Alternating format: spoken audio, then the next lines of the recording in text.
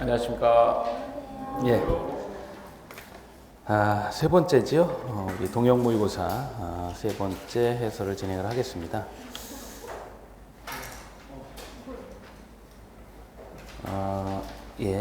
문제 수준은 뭐 중간 정도고요. 뭐 항상 이제 말씀드리는 것처럼 이제 어렵게 느끼시는 이유가 그 실제 시험과 이제 동일하게 이제 문제 구성을 하다 보니까 그렇습니다. 실제 여러분들 이제 시험장에 가시면 이제 화재안전 기준 또 그 건축 설비와 관련된 실제 학습하지 않았던 문제들이 구성이 되기 때문에 어렵게 느껴지는 거고요. 실제 이제 그 내용을 보시면 그렇게 많이 까다롭고 하진 않아요.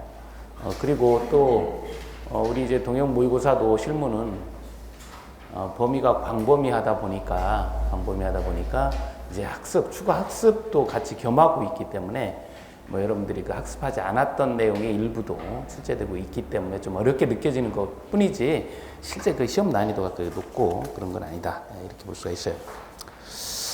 그래서 제가 늘 말씀드리지만 맞출 수 있는 문제는 최대한 정확히 맞추셔야 된다는 거예요.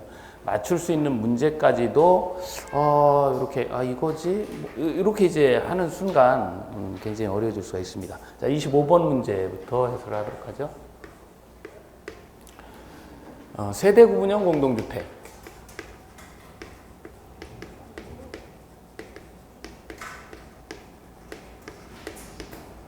자, 우리가 요 세대 구분형 공동주택을 바라볼 수 있는 관점은 우리 이제 개정 여부와 관계없이 출제될 수 있다는 겁니다. 실제로도 그랬고요.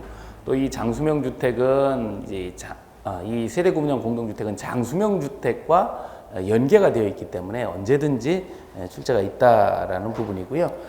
그리고 내용 자체는 크게 어렵지 않은데 그 핵심적인 부분 중에 우리가 이제 세대를 자 이렇게 구분해서 사용을 한다라고 가정을 했을 때 주택건설 기준 등에 관한 규정을 적용할 때 이게 하나냐 두 개냐 이제 그 얘기죠. 우리가 주택건설 기준 등에 관한 규정을 적용을 한다라고 하게 되면 이거는 그렇죠. 한 세대가 되는 겁니다. 두 세대가 사용을 하고 있어도 한 세대가 사용을 한다. 그렇다 보니까 이 가나에 각각 소유권을 줄 수는 없다는 거죠. 그래서 각각 구분 소유권을 줄 수가 없다는 겁니다. 이게 이제 가장 핵심적인 키워드다 이렇게 볼 수 있고요. 그래서 그 5번 보시면 세대 구분형 공동주택의 건설과 관련하여 주택건설 기준 등을 적용하는 경우에 세대 구분형 공동주택의 세대수는 그 구분된 공간의 세대수에 맞추어 산정하는 게 아니라 한 세대로 보겠다 그 얘기죠? 좋습니다. 자, 이렇게 이제 첫 번째 문제 산뜻하게 출발했습니다. 자, 두 번째 문제 보도록 하죠. 첫 번째 문제만 쉬워요. 두 번째 문제를 보도록 합니다.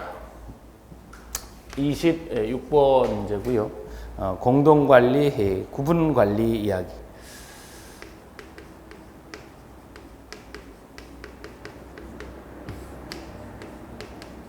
요건 이제 개정된 부분이 들어있어요. 개정된 부분이 들어있고, 그리고 이제 그런 말씀들 많이 하십니다.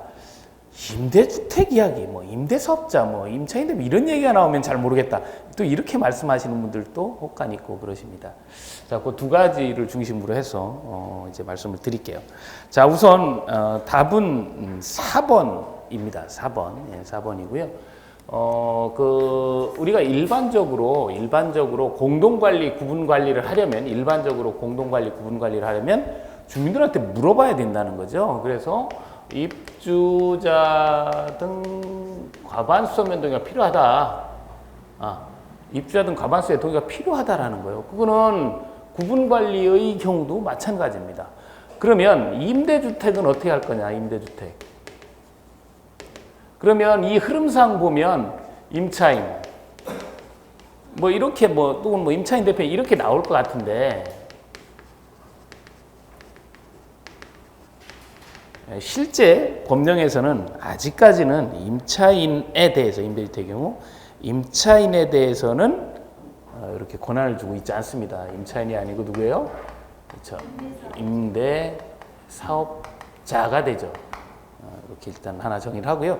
물론 이제 내년부터는 임차인의 권리가 뭐 하자부 청구권부터 이제 많이 늘어나게 되지만 아직까지는 임차인이 가지고 있는 법적 권리는 없다. 이렇게 이제 보시고 출발하시면 됩니다.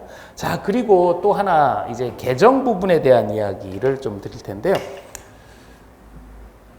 자, 이 시험에도 한번 출제될 때 이 공동관리, 구분관리는 관리규약으로 정하는 경우에 그에 따라서 진행을 하도록 이렇게 했었어요. 근데 공동관리는 그 관리규약으로 정하는 부분을 삭제를 했어요. 그러니까 여기는 예전에는 이렇게 다 같이 공동관리, 구분관리를 하면 이 관리규약이 정해진 바대로 해라 그랬는데 이 부분을 삭제를 했다는 거죠. 이 부분. 삭제한 이유는 뭐냐면 구분관리의 경우는 하나의 단지를 나누는 거잖아요. 그죠? 그러니까 관리규약이 한 개예요. 그죠? 그러니까 이 관리규약에서 우리 구분관리를 이렇게 하겠다 그러면 그게 하나의 규정이기 때문에 따라갈 수가 있는데 막상 공동관리의 경우는 이렇게 단지가 모이는 거잖아요. 이렇게 모아서 하는 거기 때문에 각각의 관리규약이 다 달라요. 그러면 현실적으로 이게 합쳐질 수가 없는 거예요. 그러니까 사실 처음에 이렇게 만들었었는데 이건 잘못된 거구나. 그래서 옮겨올 때 이 부분을 이제 삭제를 했죠. 그래서 거기 2번, 3번 지문을 보시는 것처럼 공동관리의 경우는 관리규약에 달리 정한 경우엔 그에 따른다라는 단서가 없습니다. 그죠? 구분관리의 경우만 이렇게 되어 있다라는 거, 이것도 개정된 부분이니까 기억을 해주세요. 자, 답은 4번이고요. 뭐 1번처럼 500세대 이상 단위로 나누어 관리할 수 있다. 이게 지난 시간에 500세대 쫙 한번 그래서 정리해봤죠? 예, 좋습니다. 그리고 5번처럼 이렇게 이제 결정이 되면 지체 없이 통보를 하도록 이렇게 되어 있다. 자, 넘어가겠습니다.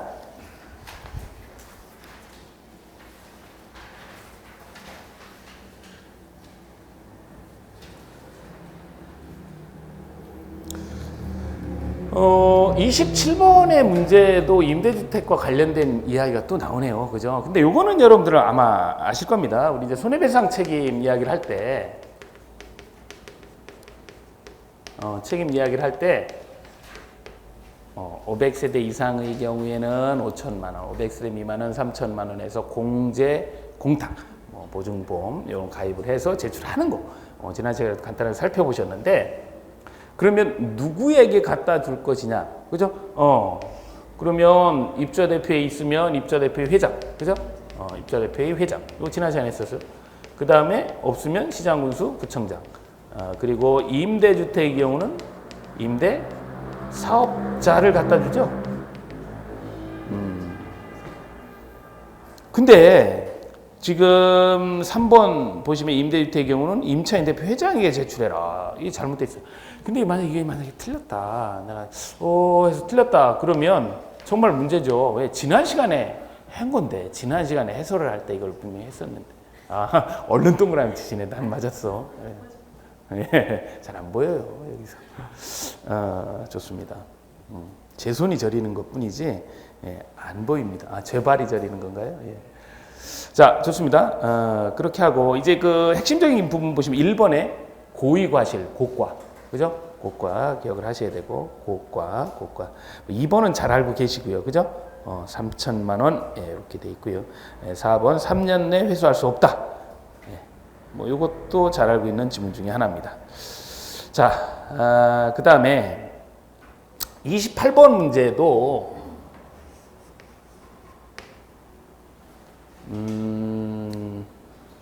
개정이 된 부분이죠. 근데 크게 어렵거나 하진 않습니다. 관리주체 동의사항. 문제로 유형할 때는 크게 복잡하게 낼 수 없는 이야기. 핵심만 하나 알고 계시면 크게 문제되는 것이 아니기 때문에 답은 내기가 어렵진 않아요. 지금 보시면 4번이 답이다라는 걸 알 수가 있고, 근데 이제 그 28번의 1번 조항에 대한 세부 내용을 물어봤을 땐 조금 까다로울 수 있어요. 지구 보완하는 거 있잖아요, 그죠? 그래서 이제 그것도 이제 별도 문제로 구성을 하겠지만 일단 관리체 동의사항에서 첫 번째 파손 철거의 경우에 경미한 행위. 그래서 이게 이제 지구 보완 뭐 이렇게 이제 진행이 되는 겁니다. 이건 관리체 동의사항이다. 자, 거기 이제 두 번째 보시면 화재 예방 소방시설 설치 유지 및 안전 관리에 관한 법률에서 이거 놓지 말아라라고 지정하는 것 이에 그거를 얘기하는 게 아니라 그거에 위배되지 아니하는 범위 내에서 이거에 위배되지 아니하는 범위 내에서 뭐 적치하거나 이런 행위는 관리체 동의를 필요로 한다. 위배되는 건 하면 안 됩니다. 위배되지 않는 거라도 이런 거 할 때는 관리체 동의가 필요하다라는 거고요. 그 다음에 세 번째, 뭐 우리가 가축 뭐 이런 것들로 인해서 방송시설 피해를 미치는 행위. 네 번째, 이게 이제 돌출물 설치와 관련된 이야기인데 이 돌출물 설치와 관련된 부분은 두 가지 패턴으로 보셔야 된다 그랬죠. 우리 있는 공동주택이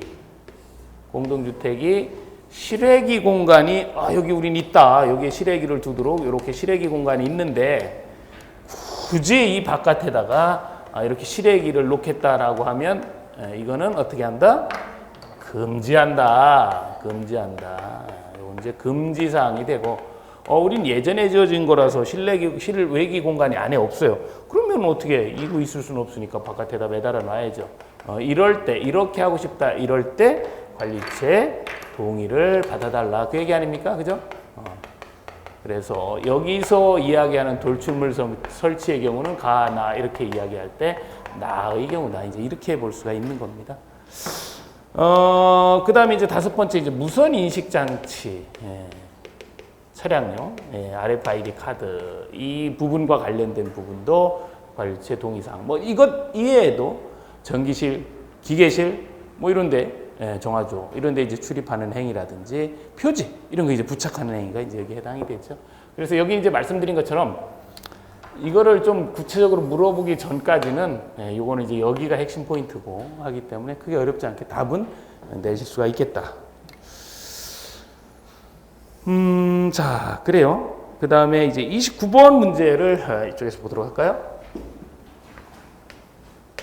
입주대표의 임원의 업무 범위와 관련된 이야기입니다. 임원은 무슨 일을 하느냐? 임원은 이렇게 있잖아요. 회장, 이사는 1명 이상, 그죠? 그리고 감사, 2명 이상. 물론 뭐 회장 1명이겠죠. 자, 이렇게 되어 있는데 무슨 일을 하느냐 그 얘기야. 무슨 일. 그래서 회장은 대표하고, 이사는 대행하고, 감사는 예전에 이제 감사한다 그랬는데 감사가 둘로 늘었잖아요. 그러니까 감사는 뭐 하느냐? 나머지를 한다. 이렇게 보시면 돼요. 나머지를 한다. 그래서 감사하기도 하고 또 우리 이제 주관식 문제에도 있지만 의결했는데 이게 법률에 위배돼요. 그럼 이거 재심해 주세요. 이렇게 재심의 요구를 할 수 있는 사람이 이제 감사가 되는 거죠. 자, 그래서 이제 여기 이제 보시면 1번 회장은 대표하고 직무를 대행하는 자는 감사가 아니고 이사죠. 따라서 2번이 답이 되고요. 3번 보시면 감사는 감사한다. 4번 보시면 감사는 감사하고 공개한다. 5번 보시면 감사는 재심이 요청한다. 뭐 이렇게, 그죠? 나머지 한다. 물론 이제 이사가 우리 이제 공동체 활성화 이사를 한 명 둘 수 있다. 뭐 이런 조항은 있습니다. 그죠? 그건 이제 아실 수 있고. 실제 이제 문제를 보시면 뭐 그렇게 난이도가 꽤 높다라고 이야기할 수 없잖아요. 그죠? 근데 이제 여러분들께서 이제 문제를 풀고 나시면 이제 보지 않았던 문제나 어렵다고 느껴지는 문제가 굉장히 이렇게 그 비중을 많이 차지하게 하는 요인 중에 하나입니다. 자, 이번 모의고사에서는 그 세 가지를 좀 비교를 했어요. 뭘 비교했냐면 우연의 비교 문제가 이제 나오게 됩니다. 30번, 31번, 그리고 우리 이제 주관식 69번. 이렇게. 그죠?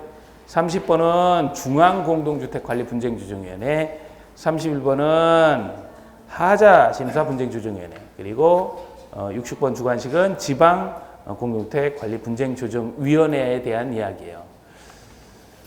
세 가지 다가 개정됐기 때문에 이건 무조건 다 하셔야 되고 비교하는 형태까지도 진도가 나가야 돼요.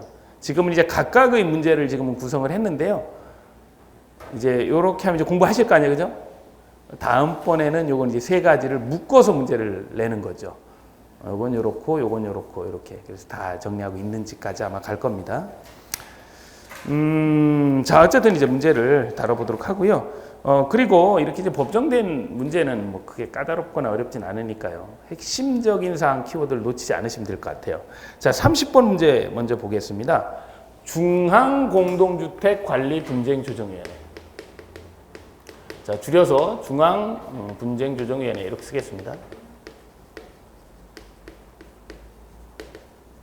요거의 이제 의원 구성은 하자심사분쟁조정위원회와 거의 유사합니다. 거의. 그래서 요 위원 구성과 관련해서는 하자심사분쟁조정위원회와 비교를 해야 돼요. 하자분쟁조정위원회 줄여 쓰겠습니다. 조정위원회. 이렇게 비교를 할 수가 있어야 돼요. 이렇게. 자, 우선 30번 문제를 보겠습니다. 중앙분쟁조정위원회는 위원장 1명을 포함한 몇 명이요? 1명을 포함한 15명의 위원을 둔다. 하자심사분쟁조정위원회는 몇 명을 둬요? 50명을 둔다. 물론 이제 요거는 요렇게 돼 있고 요게 이제 세분이 되죠? 그래서 요게 분쟁조정위원회 있고 그 다음에 분과위원회가 있고 소위원회가 있습니다. 그래서 분과위원회는 이렇게, 소위원회는 이렇게 위원이 이제 구성이 된다는 거죠.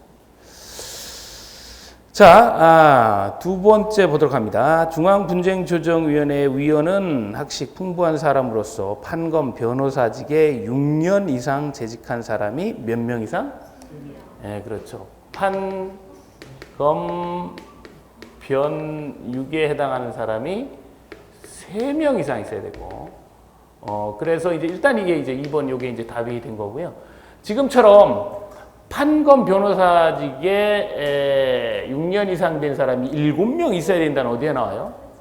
여기에 나오죠? 그죠? 여기에 판검 변호사 6년 7명. 이렇게 이제 비교를 할 수가 있다. 3명 이상이 아니죠? 3명이죠.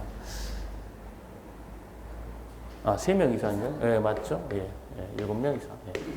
자, 그 다음에 3번 보시면 중앙분쟁조정위원회의 회의는 과반수 출석, 과반수 찬성. 이제 이런 지문 나오잖아요. 회의 운영과 관련된 이야기는 다 과가 이렇게 보시면 돼요. 공통적으로 되어 있으니까 얘든 다 이제 과가. 다만 얘만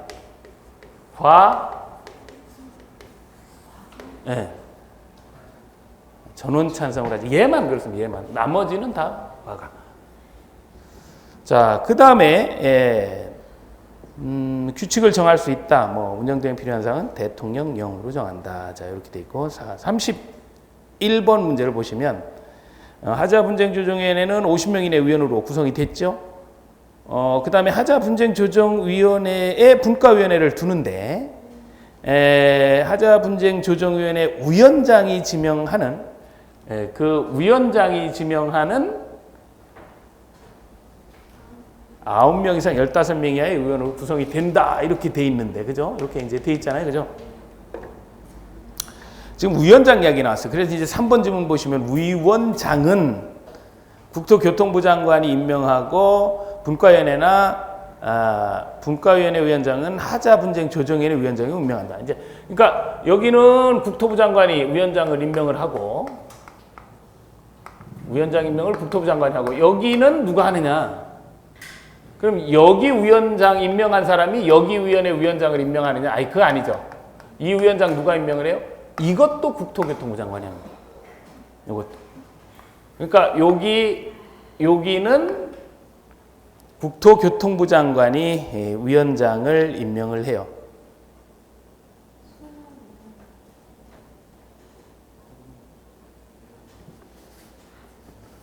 예.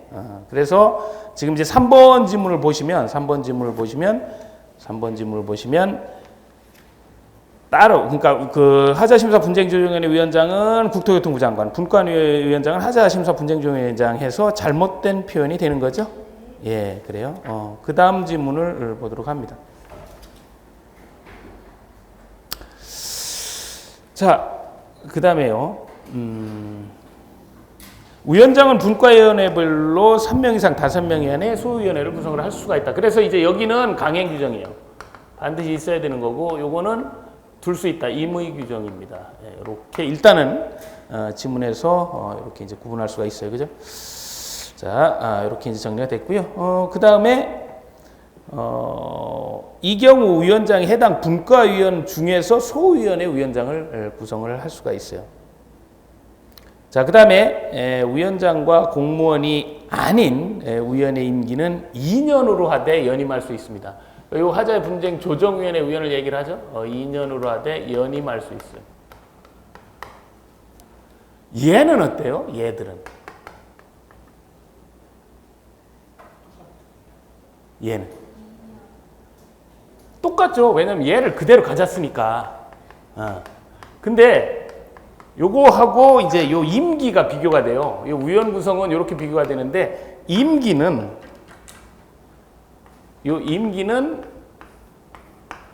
이렇게 지방하고 조금 다릅니다.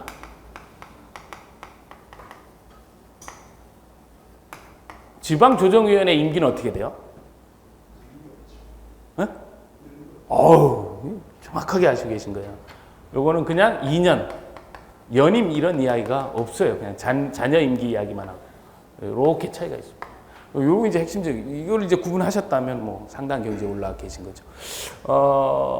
요거는 그러니까 이제 이쪽을 가져왔다. 그래서 잘 얘는 뭐 이렇게 돼 있는데 이거 잘 모르겠다. 가져왔어요. 그러니까 똑같이 가져왔어 패턴을. 그래서 여기 7명 하는 거 3명으로 이런 것만 바꾸고 이렇게 해서 가져온 거고. 요거는 기존에 있던 겁니다. 있던 거에서 이걸 신설하면서 이렇게 가져오니까 임기가 다르게 된 거예요. 일단 만약에 이제 모르셨다면 우리 그 69번 문제를 어떻게 푸신 건지 또 한번 반문해 볼 수밖에 없죠. 거기에 나오거든요. 공무원이 아닌 임기는 2년으로 하고 연임한다 이런 얘기가 없잖아요. 그죠?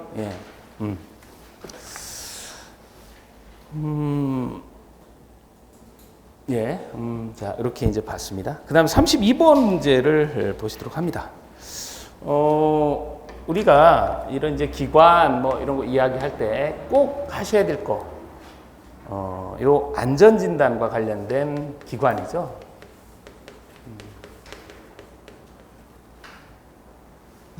사실 이제 지난 시간에 했지만 이 안전진단이 이제 내력구조부의 위에시에 이렇게 진행이 되고, 물론 이제 내력구조부는 요것 말고도 또 신경 써야 될 게 있죠. 손해배상이라고 하는 거죠. 그죠? 이제 안전진단 하게 되면 이 안전진단은 시장군수구청장이 실시를 하는데, 위에 있을 때, 요 시장 등은 기관에 이렇게 위탁을 줄 수가 있죠. 요 기관이 누구냐? 의뢰라는 요 기관. 한건 대한시다. 그 얘기죠. 뭐 이렇게 됐으니까 여기 3번에 기술사회가 들어올 이유는 없겠죠. 건축사법에 의한 건축사 협회가 들어가겠죠. 그래서 지금까지 이제 문제를 보셨지만 그렇게 썩 막 많이 까다롭고 어렵다 이렇지 않아요. 그죠? 근데 실제 이제 이것도 뭐 전국 단위 모의고사로 점수 데이터는 평균이 60점이 안 넘습니다. 50점대 뭐 이렇게밖에 안 돼요. 실제로 지금 상태에서 지금 그러니까 실시간으로 이렇게 봤을 때 근데 이제 뭐 특강이라든지 이런 것들을 해서 한 번에 이걸 돌리고 나면 이제 점수가 좀 뭐 10점에서 한 20점은 뛰죠. 지금 점수에서. 자, 그 다음에 시험장에서는 그만큼이면 충분하니까 뭐 33번 문제 보도록 합니다. 자, 근데 이 33번 문제는 많이 수험생분들이 아직 이제 그 정확하게 분류하지 않아서 오는 오류가 있어요.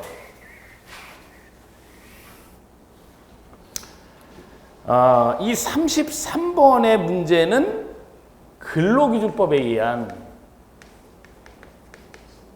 부당해고에 대한 이야기예요. 뭐 정확히 표현하면 부당해고 등과 관련된 이야기. 근데 못하고 구분을 잘 못하는 경향이 있냐면 노동조합 및 노동관계 조정법이 있죠, 그죠? 여기에 보면 뭐가 있냐면 부당 노동행위라는 게 있어요. 그래서 이 부당해고 등이 있거나 부당 노동행위가 있을 때 그 구제 절차는 같습니다. 이 구제 절차 같아요, 이게. 그래서 뭐 여러분 잘 아시는 것처럼 이런 일이 있다 그러면 어디로 가요? 노동위원회로 가라. 그 얘기 아닙니까? 그죠? 3개월 이내에 가라 그러잖아요. 그죠? 이것도 마찬가지 3개월 이내에 가라. 노동위원회에서 그러면 이 노동위원회에서 어쨌든 일단 부당해고는 근로자가 했겠죠. 그죠? 그러면 근로자 입장에서 그러니까 이 인용이 되는 판결을 내릴 수도 있고 아니면 기각을 할 수도 있죠.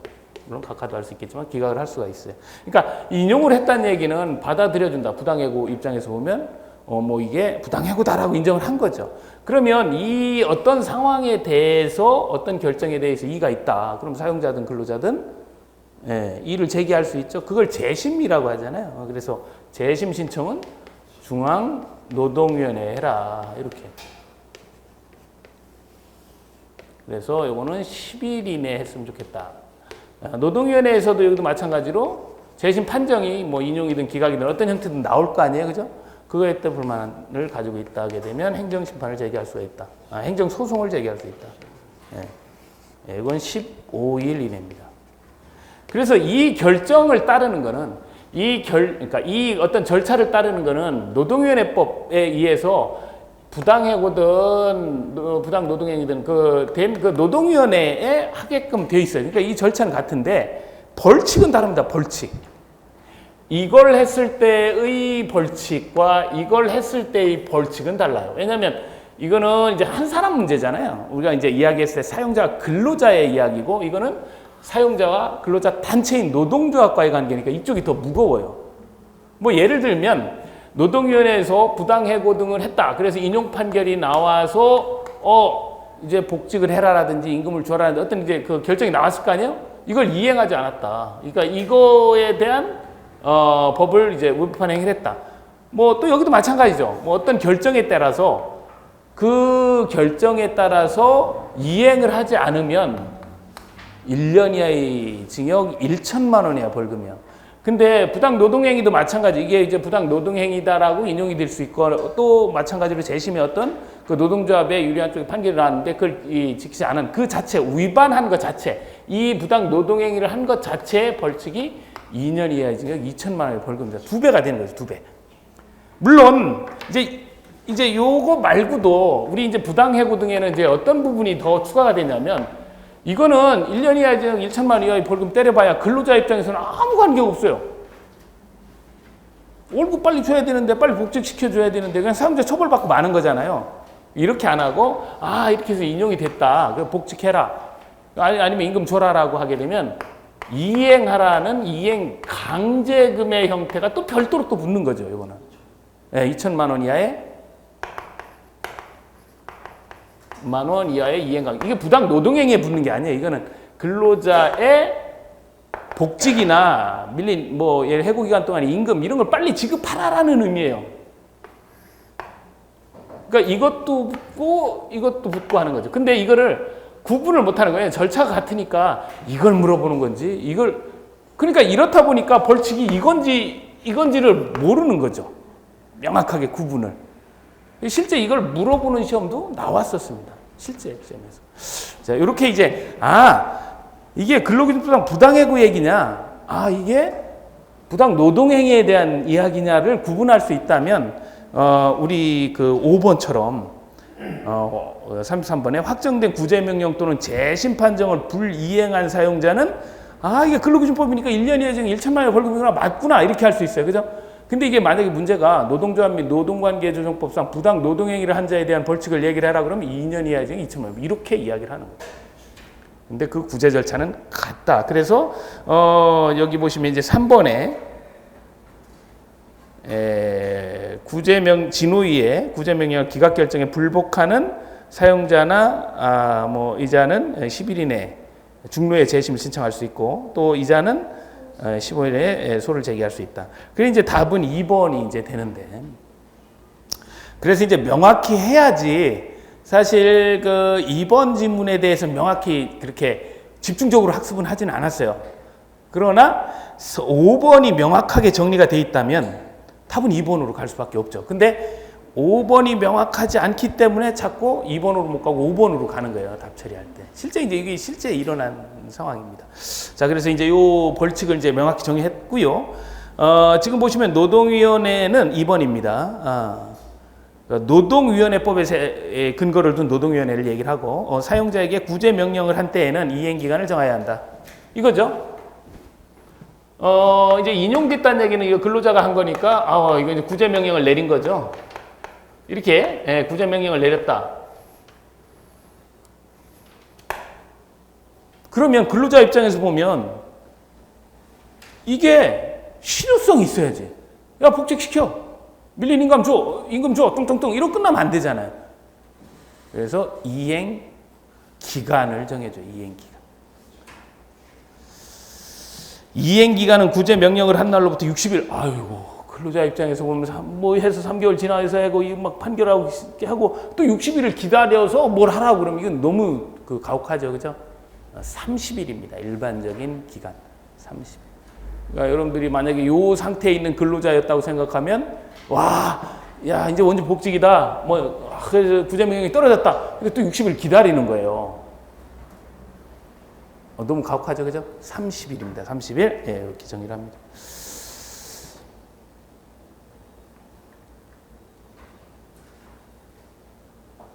자, 이제는 이 두 가지를 확연히 구분합니다. 그죠? 또 이제 더 나아가서 이 이행 강제금도 명확히 구분하셔야 돼요.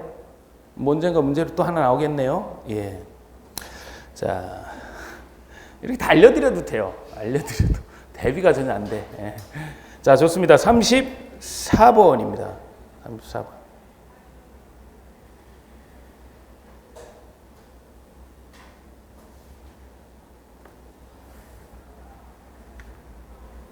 왜요? 한숨 소리가 나오면 안 돼요. 지금까지 쭉 쉽게 가다가 한 문제 조금 했다 그러면 안 되지. 34번 문제 보도록 합니다. 뭐 잘 아시다시피 34번 문제도 이번에 새롭게 이제 신설 개정되면서 충분히 출제 확률이 이제 높은 부분 중에 하나죠. 진짜 하자는 지난번에도 문제를 많이 다뤘는데요. 그죠? 또 나오고요. 그거 뭐 개정됐다는 게 많고. 처음에 말씀드린 바와 같습니다. 그래서 굉장히 많아요. 하자의 경우는. 잘 정리를 하셔야 되고,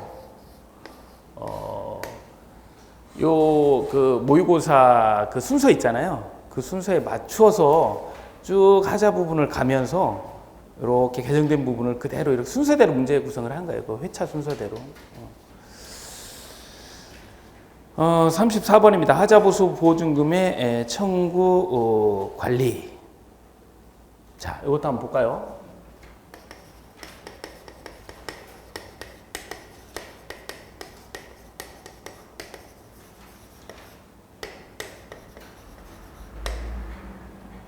하자보수 보증금은 누가 청구하는 거예요? 입주자 대표회의. 입주자 대표회의. 제가 그런 말씀 드렸죠. 등자와 관련해서는 크게 의미를 두지 말라 그랬어요. 그거를 틀리게 물어보진 않는다 그랬습니다. 물론 그 우리가 얘기한 그 청구권자 입주자 대표의 등이라고는 하긴 하는데 그 등자가 붙어 있는 거냐 그렇지 않느냐는 신경 안 쓰셔도 돼요. 그걸 오답화하진 않습니다. 거기에 신경 쓰지 마시고 사업 주체도 마찬가지예요. 어디는 사업 주체, 어디는 사업 주체 등 이렇게 써 있어요. 이것도 신경 안 쓰셔도 됩니다. 그렇게 세분화하진 않으니까. 자, 청구해야 되니까 입주자 대표회의가 청구하죠. 그럼 이제 하자보수 보증금을 사업주체가 뭐 현금 아니면 뭐 어떤 형태로 지금 계속 했을 거 아니에요, 그죠? 보증서 형태든. 그러면 그 보증서를 발급한 그 발급 기관에 달라 이렇게 하는 거죠. 이걸 뭐 모르시는 건 아니에요, 그죠? 청구를 이렇게 하는 거잖아요. 그러면 이제 발급 기관에서 이렇게 지급을 하는 거죠, 그죠? 뭐 단순하죠. 자, 그럼 이제 하나하나 볼게요. 청구는 어느 때 하는 거예요? 청구는? 하자보수 보증금의 청구.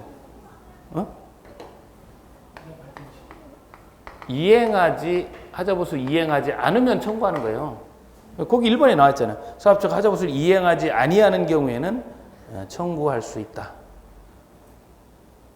자, 그러면 이제 청구를 하면 발급기간은 어쨌든 지급할 사유가 되면 30일 이내에 지급을 해야 돼요. 30일에 지급을 합니다. 이제 검토를 하는데 발급기관에서는 지급을 할 때 정말 꼼꼼히 들여다보죠. 해보셨어요? 네. 그 돈이 나가니까 꼼꼼하게 검토를 합니다. 그러면서 이제 나중에 입금할 때 계좌를 보자 그래요. 그래서 요 금융 계좌가 정확해야지 입금을 해줍니다. 지급을 해줍니다.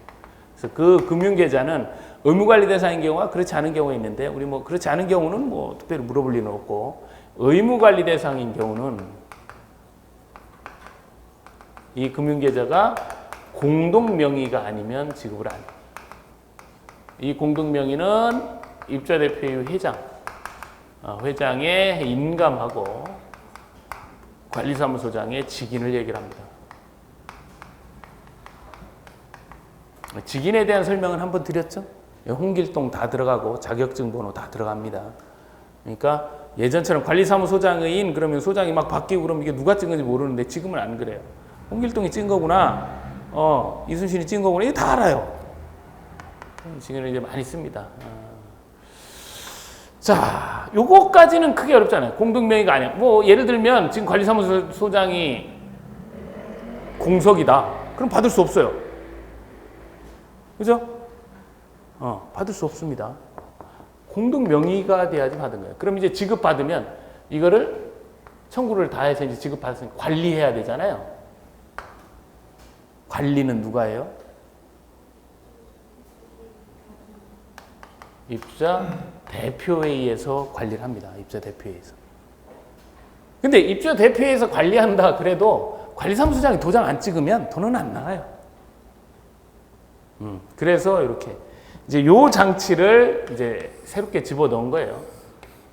예전에는 이 청구 직관리 이게 막 그 법적으로 굉장히 미미했어요.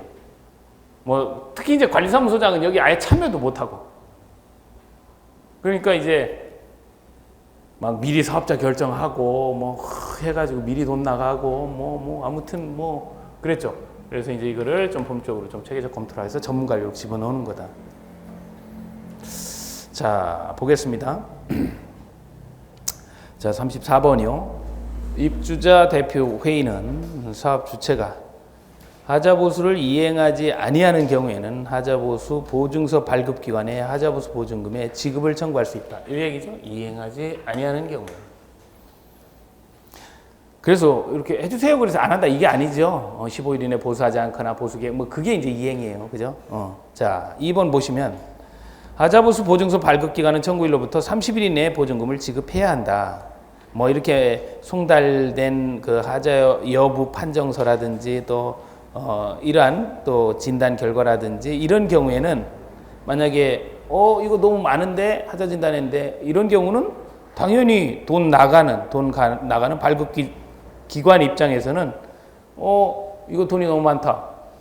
판정을 받아봐야 되겠다. 그럼 하자심사 분쟁조정위원회 사안이 되니까 그렇게 할 수도 있습니다.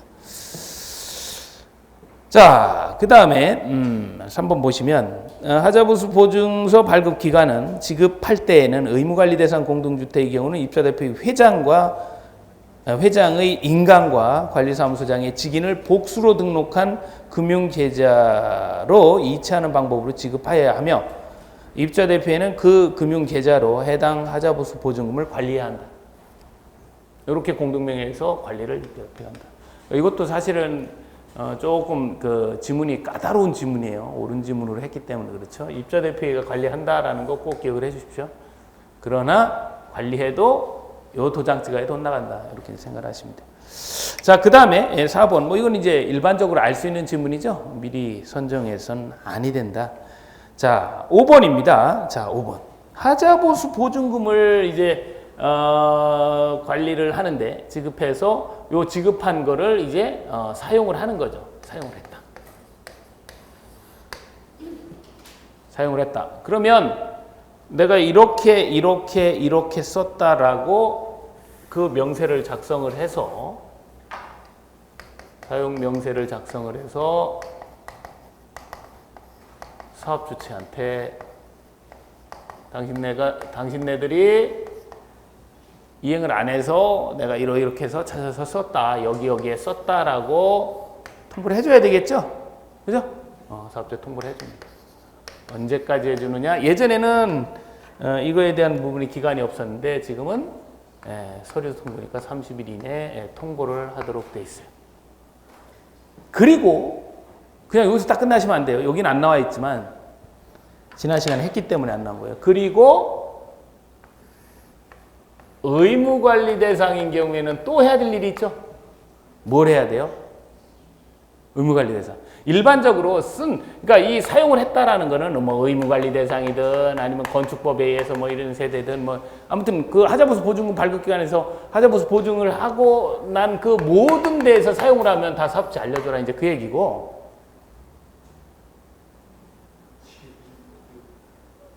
의무관리 대상은 반드시 이걸 하나 더 해야 돼요. 사업체 통보하는 거 이해. 뭘 해야 돼요?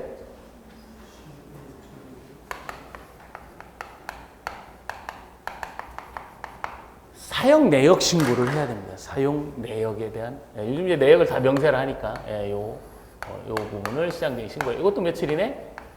30일 이내에. 그래서 이제 의무관리 대상은 요 하나가 더 있다. 이게 이제 지난 시간에 했던 거잖아요, 그죠? 자, 이렇게 정리를 했고요. 조금 쉬셨다가 35번 문제부터 다루도록 할게요. 예, 잠시 쉬겠습니다.